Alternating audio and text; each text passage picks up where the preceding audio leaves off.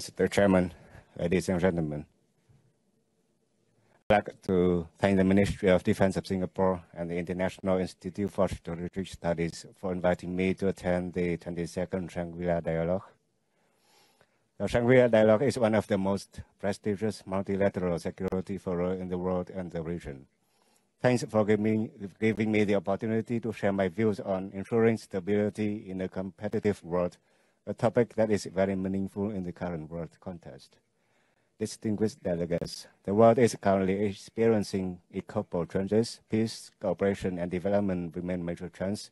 Opportunities and challenges are intertwined. Asia-Pacific and the Indian Ocean continue to be dynamically developing regions. The fourth industrial revolution and new breakthroughs in science and technology, especially the AI, are opening up enormous opportunities for development as well as cooperation in responding to security challenges and global issues. The world is also facing unprecedented difficulties and challenges since the Cold War. Strategic competition among major powers is increasingly fierce, profound, expanding in space and scope, increasing in intensity and confrontation. The risk of armed races and military conflicts is also increasingly tense. The rise of power hegemony ideology and narrow-minded nationalism is challenging international law, and at the same time eroding multilateral institutions and trust in global cooperation. Traditional and non-traditional security challenges are intertwined, increasing the risk of multi-dimensional and multi-front crises, posing many risks, causing unpredictable consequences for the security and development of affected countries. Conflict hotspots around the world continue to evolve in a complex manner. Meanwhile, non-traditional security challenges are increasingly complex. Climate change, natural disasters, epidemics, resource exhaustion, and population aging, etc., are threatening to reverse efforts to implement the UN 2030 Agenda for Sustainable Development. A clear demonstration of the severe impacts of natural disasters is the enormous loss of lives and property caused by the earthquake that occurred in late March in Myanmar and Thailand. Let me take this opportunity to express my deepest condolences and trust that with the efforts of the government and people and the joining hands of the international community, the reconstruction of the areas affected by the earthquake will be effectively implemented and the lives of people will soon be stabilized. Vietnam, along with other peace-loving countries in the world, is currently enjoying a peaceful, prosperous, and happy life, confidently moving forward into a new era of prosperous development. However, the reality is that peace and stability are still burning aspirations in many places around the world, areas where conflict and wars have occurred, threatening and taking away human lives and the peace and happiness of the people.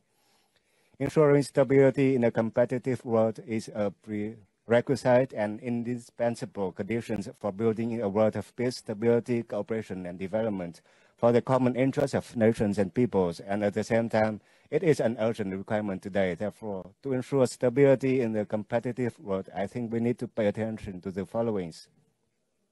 First, it is necessary to comply with the basic principles of the UN Charter and international law, comply with commitments, respect the equality, independence, rights, sovereignty, and legitimate interests of nations and peoples, regardless of big or small. Consider it the foundation for dealing with and resolving international disputes and disagreements. On the contrary, unilateral and imposed actions will inevitably lead to the suspicion, contradiction, disagreement, and hinder efforts to cooperate in resolving common security challenges. To maintain international peace and security and develop friendly relations among nations, the UN Charter has clearly defined the basic principles. Settling international disputes by peaceful means, renouncing the threat of force or the use of force in international relations. As you know, these are also the basic principles in our independence and self-reliance foreign policy and the foreknows defense policy of Vietnam. Regarding the East Sea, also known as the South China Sea issue, Vietnam consistently and persistently resolved all disagreements by peaceful means in compliance with the 1982 UN UNCLOS 1982, effectively and fully implementing the DOC in the East Sea, wishing to soon build a substantive and effective code of conduct in the East Sea, contributing to maintaining peace and stability, security, safety, freedom of navigation and aviation in the East Sea. Second, there must be goodwill and need for stability to cooperate and develop together. Countries need to have goodwill in their relations and cooperation. Without goodwill, suspicion and misunderstanding can easily arise and simply problems can become complicated. With goodwill, we can turn great issues into important issues into minor issues, and minor issues into no issue. And complex issues can also be openly discussed, satisfactorily negotiated, and simply resolved. This is also the motto of our great President Ho Chi Minh. To gain goodwill, it is necessary to build strengthened strategic and political trust. There must be no suspicion or misunderstanding to avoid the risk of wrong strategic calculations and actions. Thus, we need to be open, frank, sincere, and transparent. I believe that when countries share transparently about defense and policies and guidelines, we will have a trust, goodwill, and complex problems can be solved by peaceful means. Third, strengthen the share of views, constructive dialogue to solve problems, healthy competition, establish and implement effective and practical cooperation mechanisms, both bilaterally and multilaterally. I believe that the Shangri-La Dialogue, the Beijing Sanction Forum, the Moscow Conference on International Security, the Munich Security Conference, and many other security and defense fora in the world are truly strategic fora, creating opportunities for us to share views, exchange, and dialogue, to become closer, more connected, and understand each other better, thereby enhancing trust and more substantive and effective cooperation. As you all know, competition for survival and development is an objective necessity.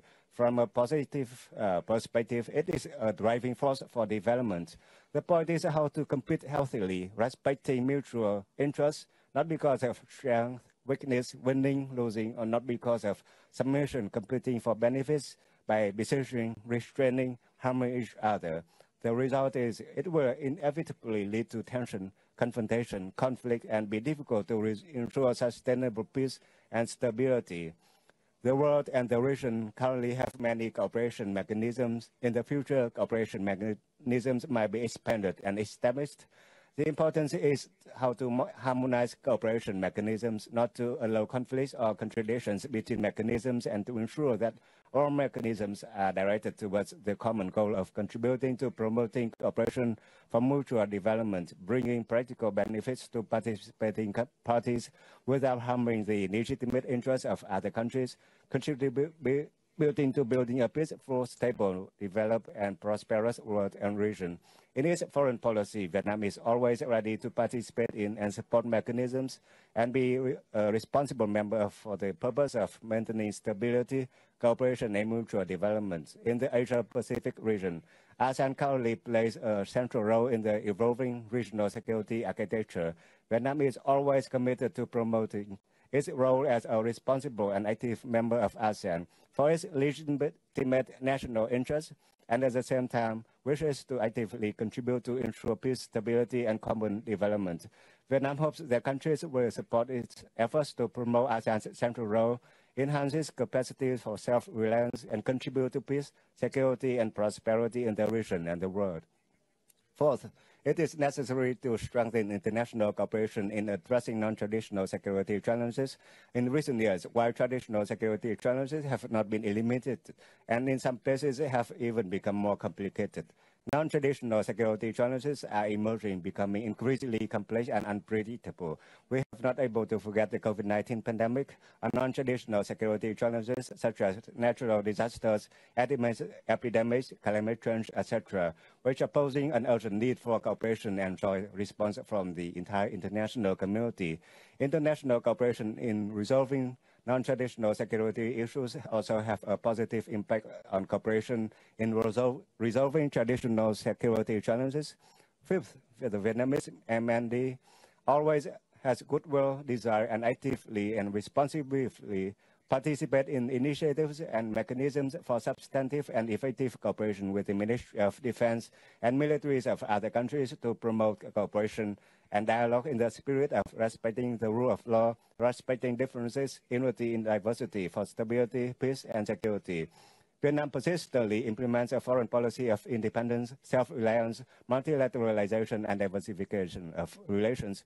Being a reliable friend and partner and a responsible member of the international community, and effectively contributes to the world political posture, the global economy, and human civilization. This year, Vietnam celebrates the 50th anniversary of national reunification and 80th anniversary of National Day. Being a nation that has experienced countless pains and losses to the world more than anyone else, we deeply understand the value of maintaining peace, stability, cooperation, and development. And we honestly wish to work with international community. And let us do everything we can do today with the desire to leave future generations not only a better world, but also faith and admiration for the sense of responsibility and wisdom of today's generations. Thank you very much for the kind attention.